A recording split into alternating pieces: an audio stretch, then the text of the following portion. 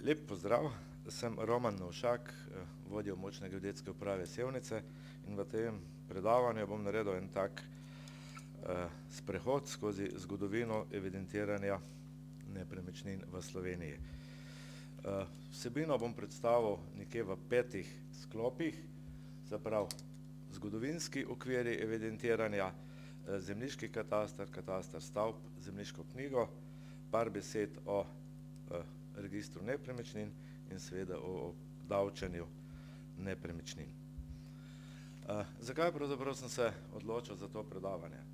Na to me je navedlo več zadev, ki so se v preteklosti dogajale, pravzaprav nekaj netočnosti, ki se pojavljajo v javnosti. Zadnji impuls pa je bila ena knjigica, ki sem jo dobil v roko, to je bil rodovnik 2 družin. Zadeva je zelo obsežna. To je tole. Predvsem mi je bilo pa interesantno, da je kolega, ki je to pripravljal, uporabljal katastrske načrte prve, se pravi franciskejske, potem rembuliran kataster, podatke iz terezijanskega katastra, poleg matičnih knjig in je zdaj zadevo zelo lepo grafično prikazal. No, del tega se tudi vidi, to je slikca franciskejskega katastra, kjer ima vpisane lastnike leta 1825 po hišnih številkah. To je bil še zadnji impuls, da sem se pravzaprav odločil, da pripravim to predavanje. Pardon.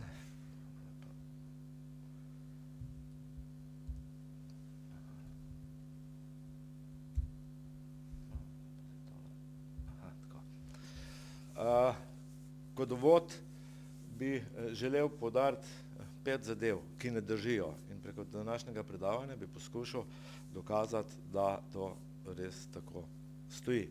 Prvič, še danes govorijo v večini primerov, da uporabljamo kataster iz Marije Terezije. To seveda ne drži, moj terezijanski kataster je bil samo vpisni, ni bilo grafike. Govorimo, da v stavbah v zemljiškem katastru nismo imeli nič, tudi to ne drži, kar bom pokazal z primeri. Včasih naj bi plačevali samo desetino, tudi to ni res. Se pravi, davki so bili večji, obsežni, raznovrstni. Današnji kolegi pristajajo samo na GPS tehnologijo, če tako rečem. Jaz trdim, da je bilo včasih boljših kako zadevo tudi odkorakati. In pa, da v geodetskih evidencah nič ne velja, se pravi, da so slabe, jaz trdim, da niso tako slabe, samo pravilno jih treba uporabljati. Za svoje predavanje sem pripravil seznam določene literature in seveda glavna zadeva je knjiga, ki jo verjetno vsi poznate ali poznate, ste srečali, to je Naš prostor v času in projekciji pokojnega kolega Branka Korošca, ki prikazuje na nek način evidentiranje nepremičnin in pa kartiranje zemljišča od pričetka do leta 1941. Naslednja knjiga, ki jo seveda geodeti in ostali, ki se ukvarjamo z mejami, naj bi poznali, to je knjiga Meje, kolega Gojmira Mlakarja iz Celja, žal tudi pokojnega. Seveda nek učbenik, pravzaprav pregled katastra pred drugo svetovno vojno, je knjiga Franceta Bratkoviča, Zemljiški kataster iz leta 60 tam nekje, ki je bila tudi nekaj časa pripomoček. Potem so neki zapiski kolega Božo Demšarja, ki jih je pripravil za Društvo sodnih izvedencev, in zelo kvaliteten povzetek zgodovine zemljiške knjige je en prispevek Metke Bukovšek, Zgodovina zemljiške knjige od začetka do danes, zadeva dostopna na internetu. Potem geodeti imamo neko pravzaprav knjižico, ki jo večino ne poznamo, to je Zemljiški kataster na Slovenskem, kolega Joca Triglava iz Murske Sobote, ki je ob neki obletnici Društva severovzhodnih geodetov pripravil kratek sprehod skozi zemljiški katastar na Slovenskem. In seveda, ko se ukvarjamo z zgodovino zemljiškega katastra, ne smemo pozabiti na inštrukcijo za izmero iz začetka 19. stoletja. To inštrukcijo je povzel in prevedel profesor Čuček. In to so pravzaprav vsa pravila franciskejskega katastra in seveda, če tega ne poznamo, težko zastopimo današnje karte, ki jih uporabljamo še kar v veliki večini.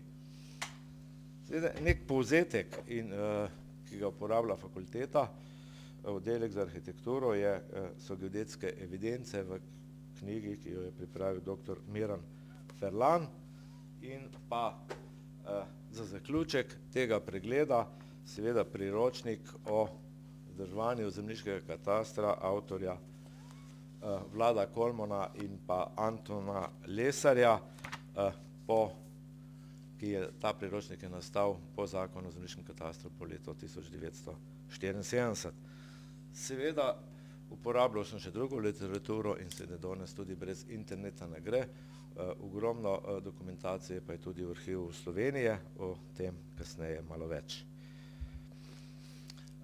Pojmi iz naslova. Seveda,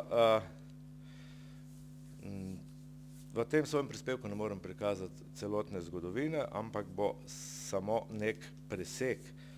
Zdaj, seveda, kaj je zgodovina? Zgodovina je celota dogajanj v razvoju v preteklosti z vezim kakim področjem. To naše področje je evidentiranje in pa seveda evidentiranje nepremičnin. Kaj je nepremičnina? Za nepremičnino obstaja več definicij.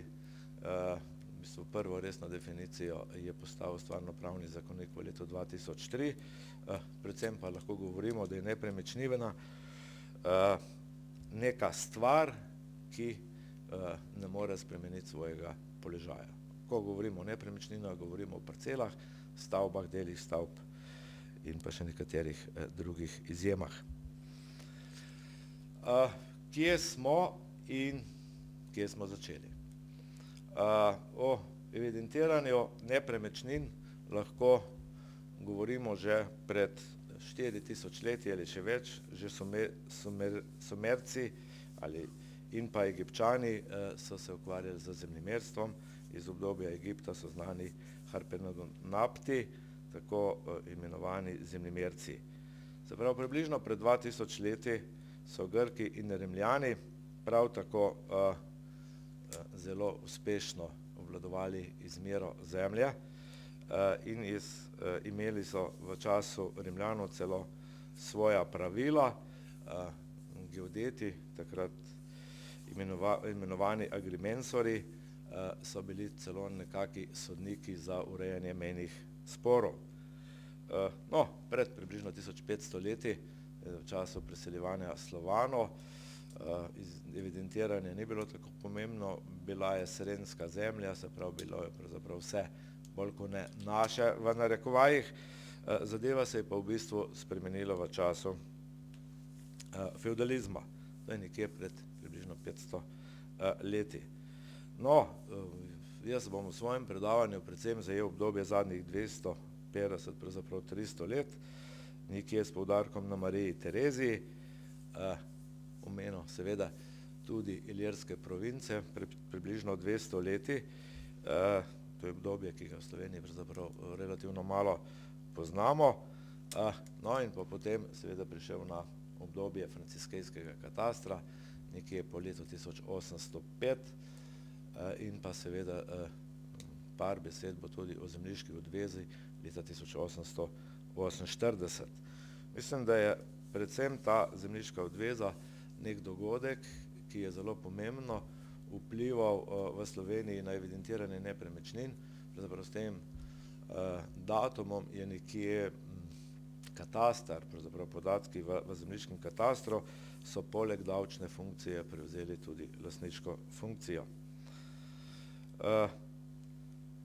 Nadaljevanje seveda pri katastrih bo rembuliran katastar, ki je bil pred približno 150 leti.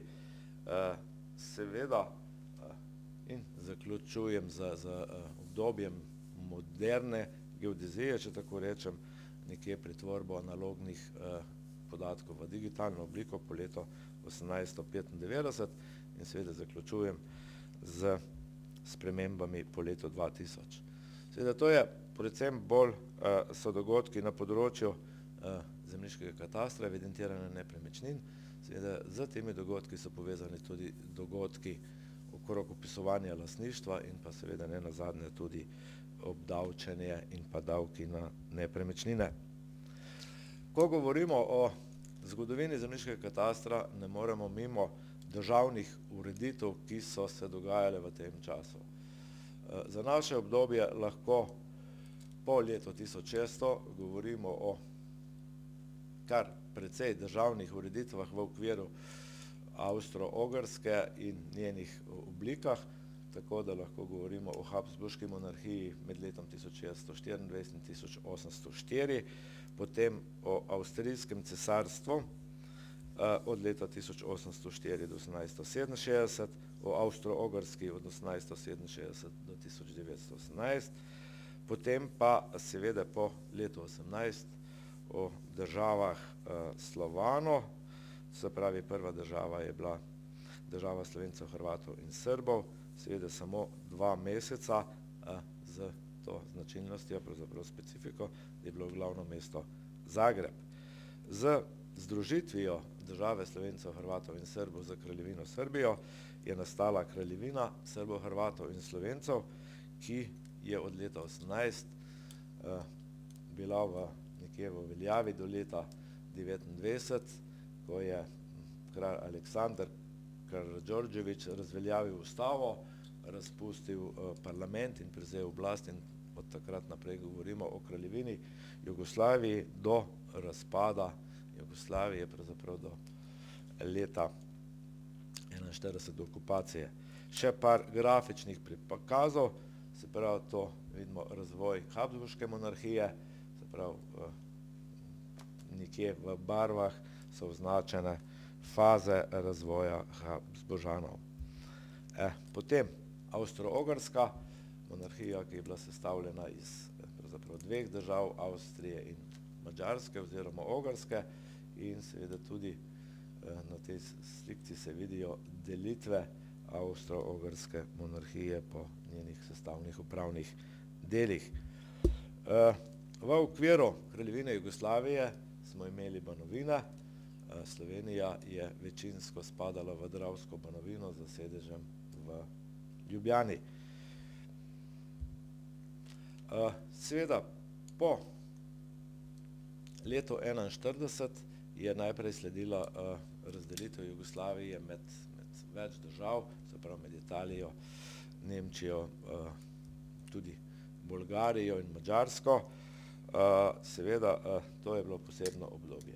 Potem po osvoboditvi leta 1945 imamo najprej neko kratko obdobje Demokratično federativno republiko Jugoslavijo, potem Federativno republiko Jugoslavijo in pa po letu 1963 do osamosvojitve Slovenije Socialistično federativno republiko Jugoslavijo.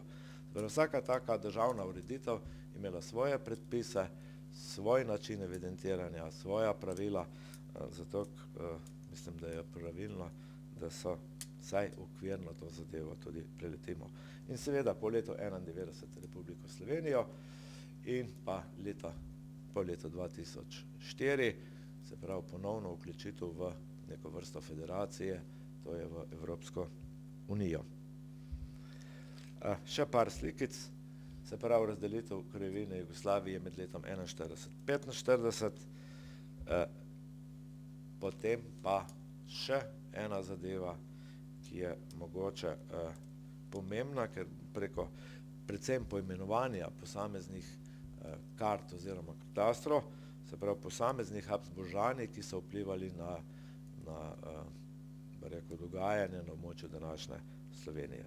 Začel bom s Karlom VI, to je bil oče Marije Terezije, potem zelo pomembno je obdobje Marije Terezije, ki je vladala od leta 1740 do 1780, potem njen sin Jožef II in pa Leopold II, ki je vladal sicer samo 2 leti, vendar je naredil mogoče celo kar neki zbirke v predpisih v tistem času. Potem pa seveda Franc I. Avstrijski, ki je bil tudi vladar nemške krone, če tako rečem, tako da je bil tudi imenovan Franc II. Nemški, ki je pravzaprav pomemben za nastanek franciskejskega katastra. Potem Ferdinand I. in pa seveda Franc Jožef I., ki ga poznamo kot vladarja z brki, ki je živel v času naših babic. In pa seveda zaključujem s Karlom VI., s katerim je razpadla tudi Avstro-Ogrska država. Mogoče še par specifik za vsakega vladarja. Karl VI. Je za geodezijo evidentiranje pomemben z tega vidika, ker je v severni Italiji pravzaprav izdal davčni patent in na nek način naredil prvo izmero zemljišča po vzoru francoskih meritev. Uporabljal je že relativno sodobno mersko opremo in na nek način ga lahko smatramo kot začetnika katastra, ki je bil kasneje prenešen na območje Slovenije. Razlika od takratne izmere, ki jo je v bistvu tako imenovanega milanskega katastra, je ta, da je bila vsaka katastrska občina svoja enota za svojo osnovnico, da ni bilo izmerjene trigonometrične mreže na območju celotne izmere. Znan je še po nečem, da je mogoče na nek način začetnik deželnih desk v notri avstrijskih deželah Habsburške monarhije. Že pred seveda Karlom VI. In pa v njegovem času in še do nastavitve zemljiške knjige so bili v veljavi urbarji. Urbarji so pravzaprav prve knjige ali na nek način registri, ki so popisovali zemljišča in pa na podlagi teh popisov določali davčne obveznosti. Prvi urbarji so nekje nastali v 13. stoletju in bili so v veljavi vse do leta 1848 do tako imenovane zemljiške odveze. Se pravi, v urbarju so bile popisane zemljišča, vendar ne po parcelah, ker parcelnih številk takrat še ni bilo, ampak zemljišča, ki jih je obsegala posamezna kmetija ali imenovana tudi huba, in pa predvsem dajatve, ki jih je posamezni nosilec te kmetije moral dati državi oziroma lastniku zemljišča, ki so bili takrat gosposka ali bila to cerkvena gosposka oziroma lastniška gosposka.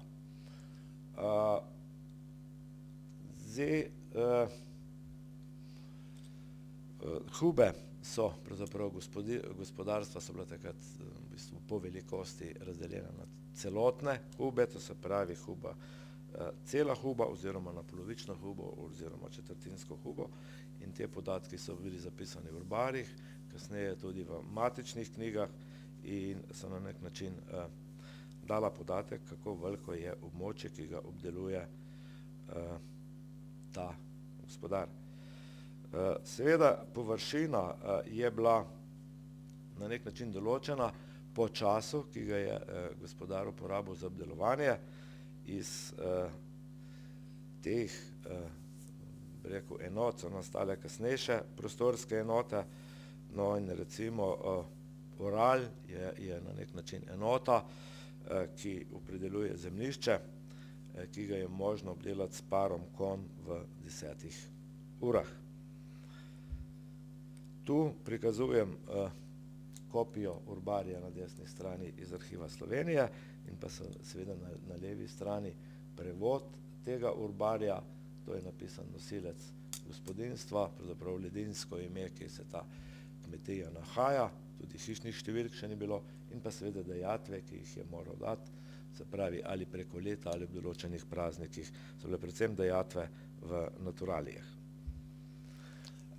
Pregled vseh urbarjev lahko vidimo v Arhivu Republike Slovenije, niso v digitalni obliki, je pa seznam in seveda so dostopni v Arhivu Slovenije. Več o fondih, ki jih hrani Arhiv Slovenije, lahko najdemo v članku našega kolega Joca Triglava v Geodetskem vestniku, kjer je pisal o fondih v Arhivu Slovenije povezani z geodezijo, predvsem govori tu o katastrih, zemljiški knjigi, imenskih knjigah in tako naprej. Se pravi, več lahko najdete na digitalnem naslovu Arhiva Slovenije in pa seveda z obiskom v Arhivu Slovenije. Prihajam za naslednja v bistvu pomembna evidenca o zemljiščih se je vodila v imenskih knjigah. Če so bili v Rubarju popisana tlačanska zemlja, je bila v imenskih knjigah popisana zemlja zemljiških fevdalcev, to se pravi posest fevdalcev, ali so bile to seveda cerkvene ali civilne fevdalne oblike. Pomembno je bilo, da so bila to popisana vsa zemljišča, ki so jih imeli pravzaprav fevdalci v svoji lasti, seveda obdelovali so jih pa tlačani in pa del služabnikov, ki so pač živeli na gradu. V teh imenskih knjigah so bile na nek način popisani tudi dohodki, ki jih je tak zemljiški gospod pridobil od svojih tlačanov. Za Slovenijo, predvsem pa za Krajinsko, so ohranjene imenske knjige od leta 1539 dalje. No, zdaj kako to izgleda, seveda to je bilo zapisano v gotici, tako je zadeva malo težje razumljiva in seveda v stari nemščini. No, na katastrskih določenih načrtih pa ta zemljišča, ki so pripadala direktno k graščini, niso bila pravzaprav v posesti tlačanov. Vidimo preko določenih imen, mogoče se to vidi malo slabše, vendar to so grajske njive, ki so bile v okolici gradu in seveda na teh zemljiščih se je izvajala tlaka. Pomembna naslednja seveda cesarica je bila Marija Terezija v obdobju vladanja, njeno obdobje vladanja gre od leta 1740 do 1780. Štejemo jo med prosvetljene absolutiste tistega časa, znana je po kopici upravnih in ostalih reform. Seveda prinesla je določene novosti, med drugim obvezno ali pa način, kako se uporablja krompir. Poznamo, da je bil krompir v Evropi znan že 200 let, vendar se ni uporabljal, bila je velika lakota in še z reformami prosvetljenih vladarjev, med drugimi tudi Marijo Terezijo, so se pravzaprav napisala navodila, kako se krompir uporablja, ker v tistem času ga niso želeli uživati, ker je bilo veliko zastrupitev, predvsem zaradi tega, ker so jedli nadzemni del plodu.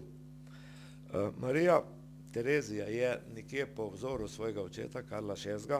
Pričela z davčno rektifikacijo, se pravi želela je postaviti nove davčne osnove, tako da je vzela osnovo seveda v urbarjih in pa imenskih knjigah in na nek način nastal je nov kataster, tako imenovani terzijanski kataster oziroma terzijanska davčna knjiga. To je davčna knjiga z popisom posesti in pa davčnimi, se pravi na nek način ovrednoteno in s predpisanjo davčnimi dajatvami, vendar to ni zemljiški kataster v klasičnem pomenu, ker ta terzijanski kataster ne vsebuje grafike. Dosledno pa je v tem katastru ločila med dominikalno, se pravi fevdalno zemljo, in pa rustikalno, se pravi zakupno zemljo podložniku, se pravi zadeva je ločena, vendar je prikazana v istem, bi rekel, sistemu. Po Marija Terezija je znana še po nečem, pravzaprav začetnica je izdelave jožefinske izmere, to je tako imenovana vojaška izmera Avstro-Ogrske. Dobili smo prvi podrobni topografski zemljevid Avstro-Ogrske v merilu 1:28,800.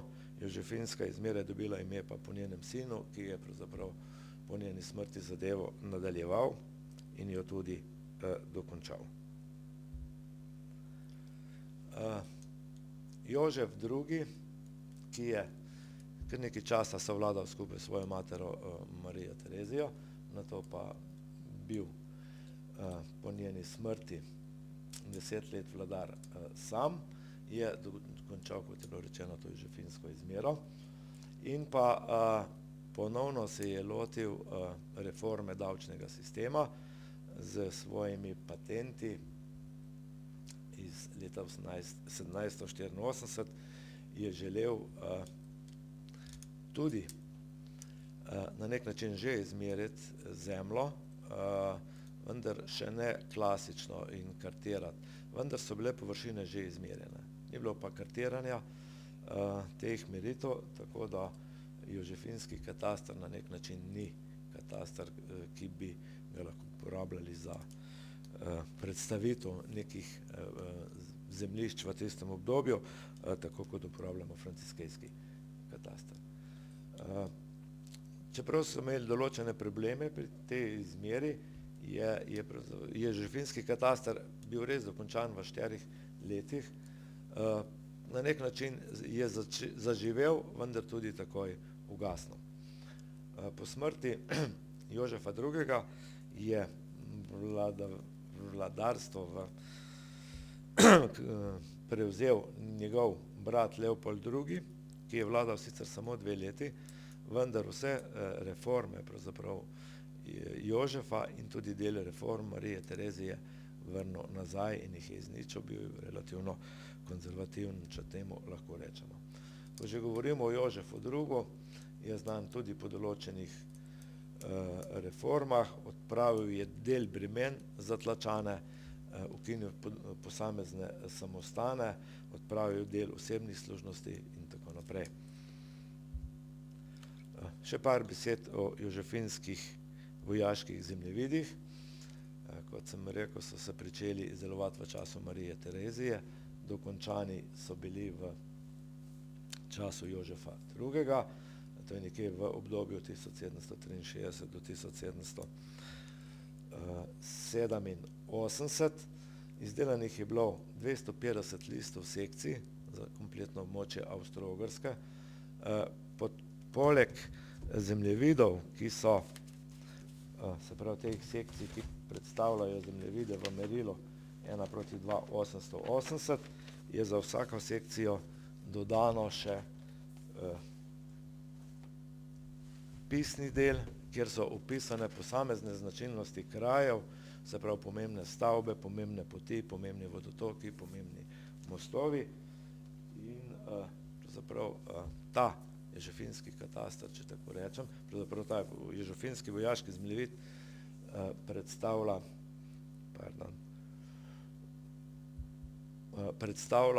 zelo bogat prispevek za proučevanje zgodovine Slovencev in Slovenije v tistem obdobju.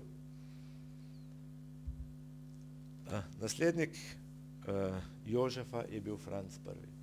Se pravi, njegova vladavina sega v čas francoske revolucije in pa vojn z Francozi in seveda tudi v čas ilirskih provinc, ki so bile na obdobju Slovenije nekje med letom 1809 in 1814.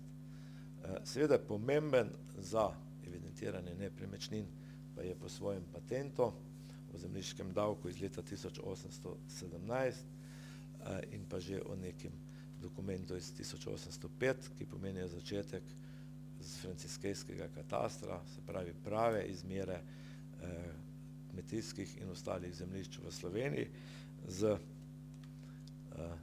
že navedbo parcel, izmero površin, vpisovanjem lastnikov in nenazadnje z prikazovanjem na zemljiških načrtih. Kmalu po začetku te odmere je bila izdana tudi inštrukcija, ki je bila potem osnova za vse zemljiško-katastarske izmere v 19. stoletju in pravzaprav nekaj časa tudi še v 20.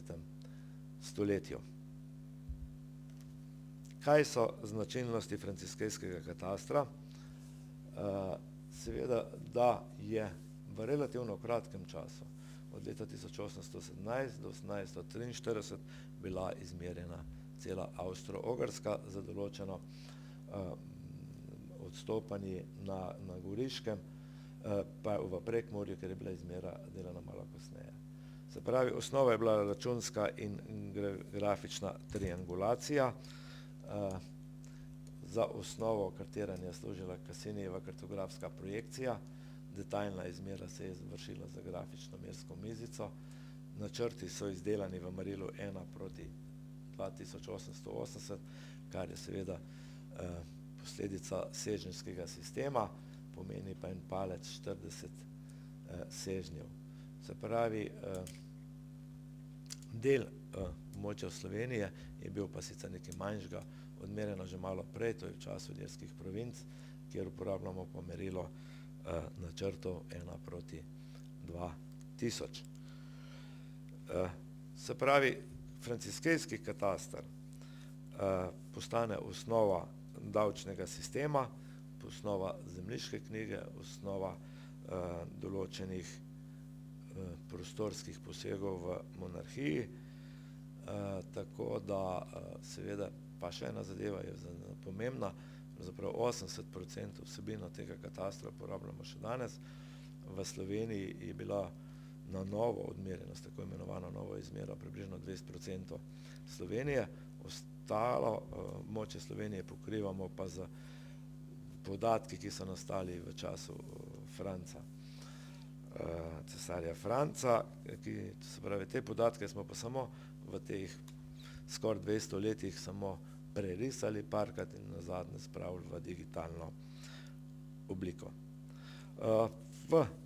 Po izmeri katastra in nastavitvi novega davčnega sistema seveda so bili na novo določeni tudi davčne obveznosti, ki so pa po podatkih, ki so dostopne za Slovenijo, bili zelo visoko odmerjeno, tako da je prišlo pravzaprav tudi do nekih puntov in pa protestov. Po končani nekaj ali pa tik pred koncem te izmere je prišlo že do prve rektifikacije, se pravi popravkov map in pa vnosom določenih sprememb. Franciskejski kataster je pravzaprav značilen tudi po tem, da je sestavni del skica meje katastarske občine z opisom, seveda da je sestavljen iz grafike in sestavljen iz pisnega dela, na nek način iz parcelnikov, če rečemo, in iz seznamov hišnih številk, naslovov z lastniki. Za izmero so uporabljali predpisan pribor, predvsem osnova je bila zemljemerska mizica z dioptrom in pa merska, se pravi, to je mizica, in pa merska veriga, ki je služila za izmero dolžin. Seveda v navodilih je bila priložena tudi legenda z opisom, kaj pomeni, recimo pri stavbah, rdeče stavbe so zidane stavbe, rumene stavbe so lesene stavbe in seveda bili so ti topografski znaki, pravzaprav legenda za vse pojave, ki so bili prikazani na karti. No, to je še en primer legende, pravzaprav kartografskega ključa. Tudi o katastru mnogo izvemo in najdemo v Arhivu Slovenije, se pravi v zbirki franciskejskega katastra za Kranjsko, Štajersko in Koroško, ki je zadeva razdeljena po fondih. No, to vidimo na seznamu, da seveda postaja tudi fond imenskih knjig, terzijanskega katastra, jožefinskega, potem rembuliranega in pa še prej seveda urbarjev. Mogoče sam 2-3 zadeve v dolžinskih merah. V času franciskejske izmere smo uporabljali sežnjski sistem, se pravi, osnova je bil Ural, in pa seženj, seveda in pa čevlji, kot površinske mere, seveda kvadratna milja, kvadratni seženj, kvadratni čevelj in tako naprej. Se pravi, že nekje koncem 18. stoletja je prišlo že v seženjskem sistemu do manjše reforme, ker je stari Ural je bil 1584 kvadratnih sežnjev, seveda novi Ural se je zaokrožil na 1400 sežnjev, vendar seveda en seženj je pa približno v metrskem sistemu 1,9 metra, če tako rečem. V letu ali pa koncem 19. stoletja, se pravi okrog 1870. leta, se je pa tudi v avstro-ogrskih deželah uvedel metrski sistem, vendar ta pretvorba ni bila tako enostavna. Pomenila je kar precej problemov, v glavi je bilo treba preračunati stare mere v nove mere, vrednost neke površine v denar. Seveda zato je bilo izdanih tudi kar takrat nekaj člankov in mogoče v enem članku kolega Petra Svetika, Nižje merstvo, kjer povzema nek učbenik, daje za primer, kot je bil velik naš pesnik France Prešeren, ki je v neki svoji delu zapisal, da je bil velik 5 čevljev in 5 palcev, to pomeni recimo 171,6 centimetra v merskem sistemu. Večkrat je bila že omenjeno revolucionarno leto 1848, se pravi, to je bil čas buržoaznih demokratičnih revolucij. V Avstro-Ogrski je privedel do odstopa Ferdinanda II. Kot naslednika Franca I., se pravi 1848 je Ferdinand II. Odstopil. To je čas seveda zemljiške odveze. Za temi revolucionarnimi gibanji in predvsem potem z aktom o zemljiški odvezi, ki je bila v Sloveniji realizirana nekje med leti 1853 in pa 1855, so dosedanji tlačani, se pravi posestniki, uporabniki gosposke zemlje postali njeni lastniki. Seveda to zemljo niso dobili čisto brezplačno v svojo last, približno tretjino vrednosti so odplačali, lahko za krediti na daljšo obdobje, vendar kot je seveda ta odveza prinesla pozitivne zadeve, da so ti kmetje postali lastniki, seveda je prinesla tudi negativne zadeve, se pravi, prej so imeli pravico paše na travnikih od lastnika zemljišča, nabirati drevje v gozdovih in tako naprej, seveda z odvezo so jim te pravice ugasnile.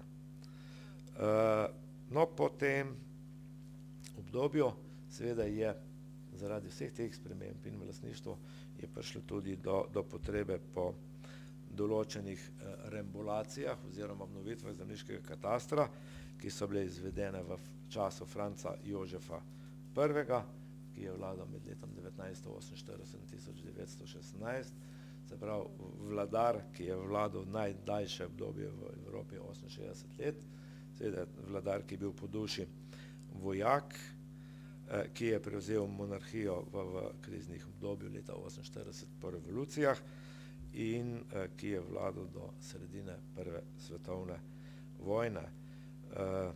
No, bil je tudi stric prestolonaslednika Franca Ferdinanda, ki je bil ubit v Sarajevu leta 1914 in tudi ta smrt je Franca Jožefa kar precej prizadela.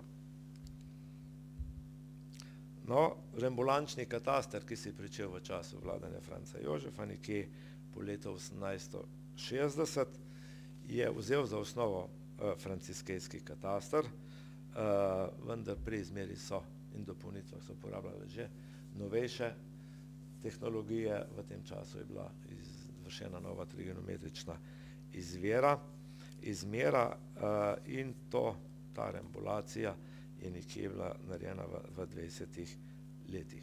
Se pravi, pri izdelavi so sodelovali od geometrov, seveda vojakov, tudi občinski uslužbencev in nenazadnje tudi krajani.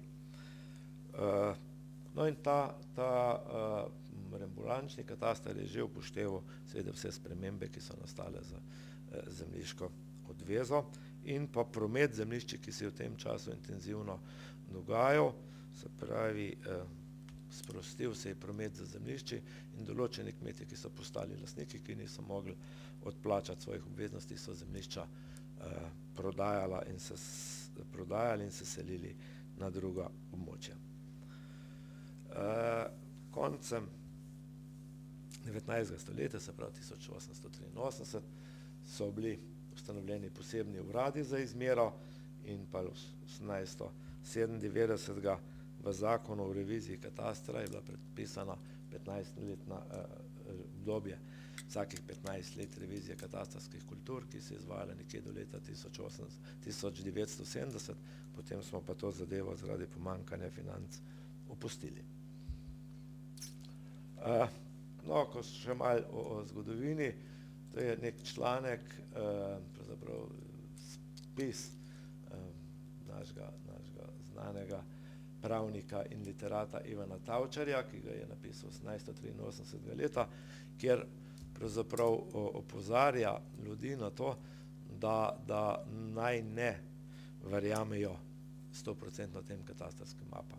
To govori o tem, da se dogodi, da nekdo prvič pride na nek urad, vidi mapo in vidi tam, da je njegova meja ravna, on je v bistvu pa uživa nekje na lomljen način in seveda zdaj pravi, aha, tako je in zdaj bom začel po novem uživati, tako sem videl na mapi in povzroči spor. In to seveda Tavčar govori o tem, da na tak način povzroča samo posel pravnikov, sebi pa veliko problemov.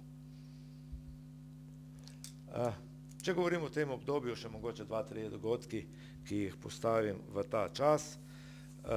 V obdobju 1841 in pa 1857 je bila zgrajena južna železnica Dunaj-Trst. Recimo ta železnica je prišla leta 1949 v Ljubljano in potem po 5 letih na nek način se je začela graditi tudi železnica iz Zidanega mosta proti Zagrebu, se pravi in 62. leta je nekje iztekla proga med Zidanim mostom in Siskom. Seveda ta datum pomeni tudi dokončno propad, če tako rečem, čolnarjenja oziroma brodarjenja po Savi. Do tega obdobja, do železnice, je bila Sava zelo pomembna kot brodarska pot v Sloveniji. V to obdobje lahko štejemo tudi ljubljanski velikonočni potres, ki je bil 14. aprila 1896, in pa nenazadnje na področju kmetijstva Trtno uš, ki je prizadela večino vinogradov takrat v območju Slovenije in Avstro-Ogrske, se pravi nekje okrog 1870 se je pojavila na okolici Dunaja in okrog 1880 prišla na Krajinsko in potem na ostale slovenske dežele. No, ampak vsi ti večji posegi, če rečem, in gradnja in železnice in nenazadnje obnova Ljubljane po potresu, je bila veliko lažje, ker so bili že na razpolago kvalitetni katastarski načrti franciskejskega in rembuliranega katastra. Še par dogodkov povezana z geodezijo, recimo 1878 je bil v Parizu prvi mednarodni kongres geodetov, ki na nek način predstavlja začetek FIGA, mednarodne združenja geodetov. In če tole zadevo, ki sem jo zdaj povedal, čez neko skombiniram mogoče malo z rodovnikom, ki sem ga imel, se pravi, to prikazujem 9 generacij mojega sorodstva, jaz sem nekje to noter, seveda rojen v Jugoslaviji, generacija mojih otrok oziroma nekateri že vnuki rojeni v samostojni Sloveniji, naši starši rojeni v Kraljevini Jugoslaviji, starši rojeni v Avstro-Ogrski. In če pogledamo tu nekje v začetku 19. stoletja, se je izdelal franciskejski kataster, ki ga v 80% uporabljamo še danes. Seveda tu je čas Marije Terezije in pa tu čas zemljiške odveze. In to je obdobje vladanja Franca Jožefa 2001. O zemljiškem katastru smo neke zadeve že predstavili, seveda zdaj pa še kratek pregled zemljiške knjige, zgodovine in potem pa še kasneje nadaljevanje dogajanj na področju zemljiškega katastra.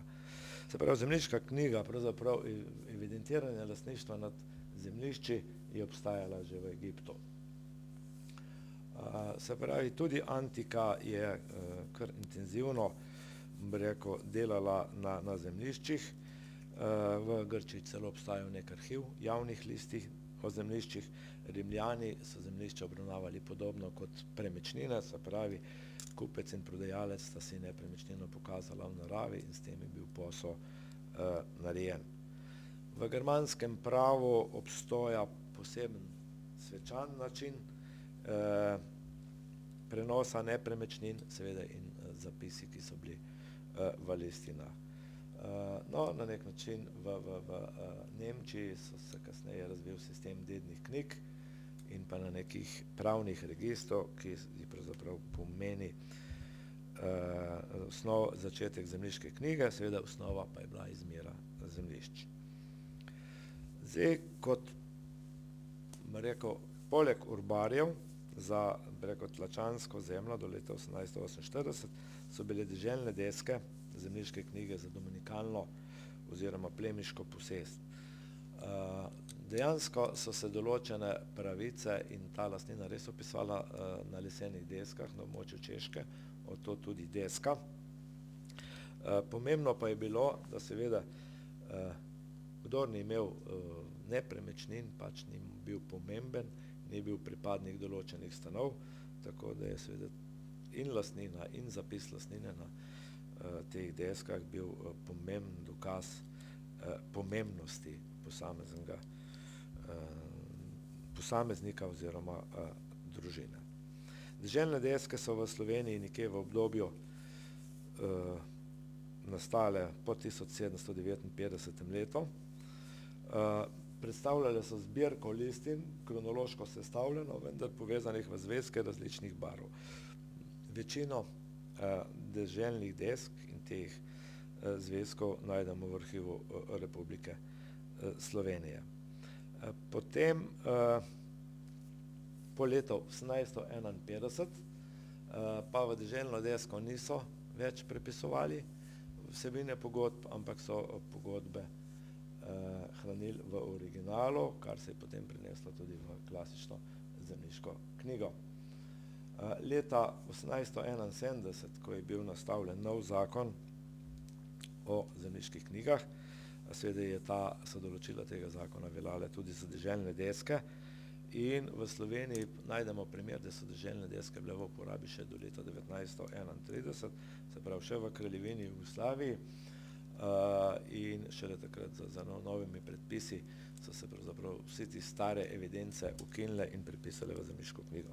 No, to je en primer enega dokumenta iz približno 1890 leta, prav še kasneje, 1900 pa še nekaj, kjer se vidi, da so se posamezne parcele iz deželne deske prepisale v zemljiško knjigo.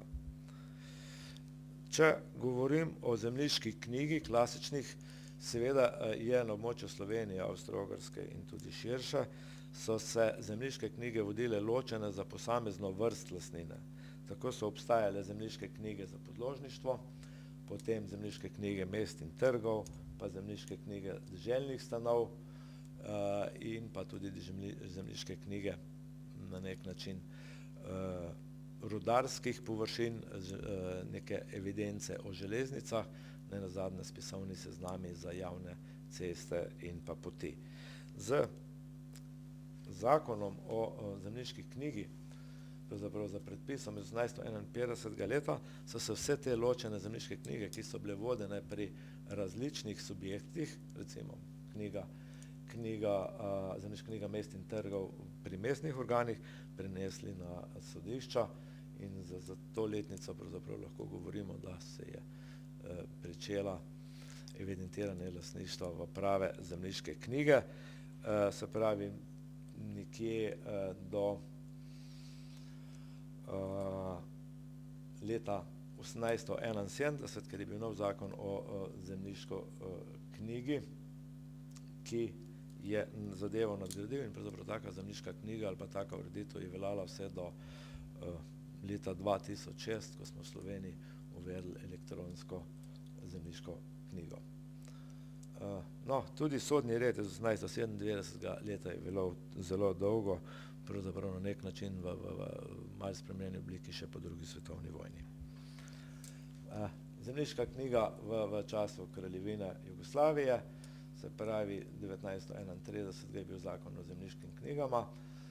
Seveda tu moramo omeniti, da je pravzaprav polovico Jugoslavije ali pa Kraljevine Jugoslavije nastalo iz območja Avstro-Ogrske. Se pravi, tu je bil uveden ta avstro-ogrski sistem, klasični zemljiški kataster in zemljiška knjiga. Seveda na vzhodnem območju Jugoslavije, Kraljevina Jugoslavija, potem Črna Gora in del Makedonije, seveda niso imeli klasičnega katastra, govorimo o tako imenovanih tapijah, ki seveda predstavlja drugačen način evidentiranja zemljišč. Se pravi, v Sloveniji je zakon o zemljiški knjigi nov bil šele leta 1995, ki je delno posodobil zakon iz leta 1931 in pa napovedal recimo odpravo je zemljiškoknjižne vložke za vpis etažne lastnine, ki so bili ustanovljeni nekje leta 1976.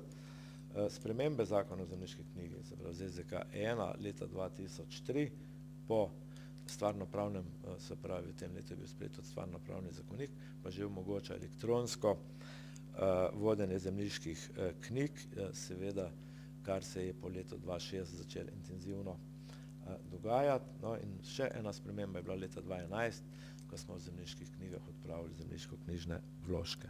Danes lahko vsak pravzaprav preko javnih pogledov pogleda v zemljiško knjigo in vidi ažurne podatke. Če zaključujem to obdobje Avstro-Ogrske in še naprej, seveda je pomembno, da se v tem obdobju dogajalo tudi cela vrsta upravnih reform in recimo določene upravne karte, ki so nastale v letih 1850 in malo kasneje, so bile zelo pomembne za predstavo, kaj pravzaprav v naravi je in nenazadnje danes za preučevanje zgodovine. Tu predstavljam par kart, seveda ena je karta, vojna karta, ki sem jo že omenil, se pravi, to je že finski zemljevid, potem so pa pregledne karte sodišč, davčnih uradov in tako naprej, in pa nenazadnje dva zemljevida, Kozlerjev in pa Raffelspergerjev, zemljevid Slovenije, ki prikazujejo Slovenijo, pravzaprav območje, kjer živijo Slovenci in pa slovenske dežele. No, to so upravne karte, ki prikazujejo upravno razdelitev in seveda pa Kozlerjev in še on drug zemljevid. Še par zadev o zemljiškem katastru po letu 1918, po prvi svetovni vojni. Seveda pomemben je bil zakon iz 28. leta in pa podzakonski predpisi, ki so veljali nekje do leta 30, pravzaprav do leta 41 in še potem po drugi svetovni vojni. Te predpisi pravzaprav niso bili nič drugega kot prepis starih avstro-ogrskih predpisov iz nemščine. Drugo obdobje, seveda je obdobje med drugo svetovno vojno. Tu nekih revolucionarnih zadev ni bilo, vendar so okupatorji v teh 4 letih na ozemlju Slovenije in tudi Jugoslavije izvajali določene katastrske meritve in tudi vzdrževali zemljiški kataster. Po letu 1945 je bila ideja, da kataster ukinemo, poznamo to filozofijo, vse je naše, katastra ne rabimo, davka ne bo. Vendar je nekje leta 1955 prišla nazaj ideja, da kataster pravzaprav rabimo zaradi varovanja lastništva, zaradi prometa z zemljišči in pa seveda tudi zaradi načrtovanja prostorskih objektov. tako da je bila prva uredba o katastru zemljišč 53. leta, pa potem dopolnjena, pa še nekateri pravilniki. Pričele so se tudi nove izmere. V Sloveniji je takrat približno po letu 60, vendar večina, žal, večina novih izmer se je takratni Jugoslaviji dogajala v območjih vzhodnega dela države Jugoslavije, kjer pač klasičnega katastra ni bilo. To je pravzaprav obdobje, ki ni bilo nekih revolucionarnih sprememb. Prva pomembna sprememba je prišla v Sloveniji po letu 1974 z novim zakonom o zemljiškem katastru, ki prinese eno pomembno novost, to je izdaja odločbe. Do takrat smo v geodetskih postopkih izdajali naznanilne liste. Naznanilnim listem smo v bistvu v primeru parcelacije del parcele takoj prenesli k novemu lastniku. Seveda za to spremembo leta 1974 pa v odločbi parcelo samo delimo na dva dela, oba dela ostaneta v lasti starega lastnika in potem z pravnem prometu se potem posamezna parcela odtuji. 76. leta je bil navodilo o ugotavljanju zamečanja meje parcel, kasneje še navodilo o katastrski klasifikaciji in seveda vsa ta pravila so bila zavedena v priročniku za vzdrževanje katastrskega operata, lastninsko-davčnega dela zemljiškega katastra, avtorja Kolmana in pa Majcna, Lesarja, in ta zadeva je na nek način sveto pismo ali pa saj katekizem geodezije bil do leta 2000, ko smo sprejeli nov zakon o evidentiranju nepremičnin. Še zadnji del, že omenjen, leta 2000 je bil sprejet zakon o evidentiranju nepremičnin državne meje in prostorskih enot. Se pravi, to je že 10 let po osamosvojitvi. Slovenska geodezija je takrat tudi prevzela državno mejo. Izdanih je bilo precej podzakonskih predpisih. Pomembna zadeva pravzaprav tu je, v tem zakonu bila uvedba katastra stavb in pa prenos izvajanja geodetskih storitev iz državne uprave na privatna geodetska podjetja. V letu 2006 smo sprejeli nov zakon o evidentiranju nepremičnin, malo modificiran, nekateri postopki so se poenostavili, nekatere zadeve, ki so se v teh 6 letih dogodile, so bile na novo definirane. Pomemben je mogoče poleg ostalih zadev tudi za uvedbo nove evidence, to je registra nepremičnin, ki združuje podatke vseh javnih evidenc, ki so na razpolago. Za področje evidentiranja nepremičnin je mogoče pomemben en predpis, to je Zakon o infrastrukturi za prostorske informacije, tako imenovan ZIP iz 2010, ki v slovenski prostor prenaša prvo, direktivo Evropske unije na področju urejanja in evidentiranja prostora. Ko se tako sprehajamo preko zgodovine, ugotavljamo, da seveda so nastajali različni produkti in tle bi šel predvsem na grafiko. Se pravi, mi smo v tem obdobju kar različne, se pravi, od prve izmere, parembulacije pa novih izmer, tako da v Sloveniji za področje evidentiranja parcel uporabljamo mape različnih meril in vrst nastankov. Tako imenovani grafični kataster, grafično-numerični, numerični, potem smo te zadeve vse spravili v digitalno obliko, prav smo poskenirali in vektorizirali. Nato smo vse te načrte združili za območje cele Slovenije, nastal je tako imenovani združen sloj DKN-ja oziroma zemljiško-katastrski prikaz. Potem v zadnjih 15 letih zadeve, ki so natančno odmerjene, prikazujemo v zemljiško-katastrskem načrtu, ki ni zvezan za celo Slovenijo, ampak ima samo posamezna področja. In seveda na koncu, sedaj pa uporabljamo kombinacijo zemljiško-katastrskega načrta in izboljšanko zemljiško-katastrskega prikaza, kjer delamo grafične preseke. Kako to izgleda? Seveda, prvi grafični načrti so nasledniki franciskejskega katastra, potem smo imeli izmere, nove izmere v merilu 1500 in tako naprej, ker je bilo lahko, so bile izračunane koordinate v državnem koordinatnem sistemu oziroma ne. Vse to smo po skeniranju vektorizaciji, se pravi pretvorbo v digitalno obliko, prikazali v zemljiško-katastarskem prikazu. Seveda kvalitetno urejene meje prikazujemo v digitalnem zemljiškem načrtu in seveda v zadnjih časih z akcijami izboljšanja katastra, tako imenovana izboljšanje grafike, pridobivamo boljši sloj, ki pa je zvezen za celo Slovenijo. Vendar glede na različne načine nastanka katastra, seveda tudi kvaliteta je različna. Te dve slikce prikazujejo na levi strani katastarske načrte po merilih in načini izmere, se pravi večina Slovenije je izmera bila grafična, osnova je v franciskejskem katastru. Če pa tu gledamo kvaliteto, seveda največja kvaliteta katastru je v Prekmurju, ker je bila nova izmera, seveda najslabša je v našem alpskem svetu.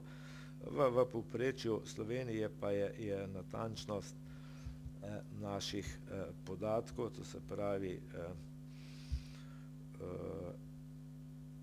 po neki analizi iz leta 2003 med 2 in 5 metra. To je v bistvu absolutno položajna natančnost je taka, seveda relativna je bistveno boljša.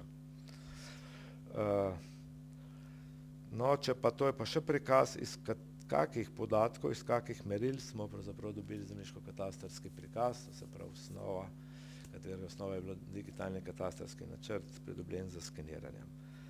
Po pregledu teh slikc je naš kolega Jod Striglo zapisal v knjižici, ki sem jo že prej omenil, da je skrajni čas, da v Sloveniji pristopimo k novi izmeri oziroma k neki kvalitetni metodi transformacije starih načrtov. No, seveda njegov predlog je, da bi to izmero poimenovali nujna izmera. 2-3 besedice malo tako za šalo, malo pa zares o moji trditvi, da bi bilo včasih boljše kako zadevo odkorakati, kakor pa imeti na sodobno GPS tehnologijo. Tu je en primer, kjer je bila pred leti narejena neka parcelacija, to je tlele ena stara hišica, ta hišica še stoji, zraven te hišice je bila zgrajena nova hišica, prišlo je do spora med lastniki,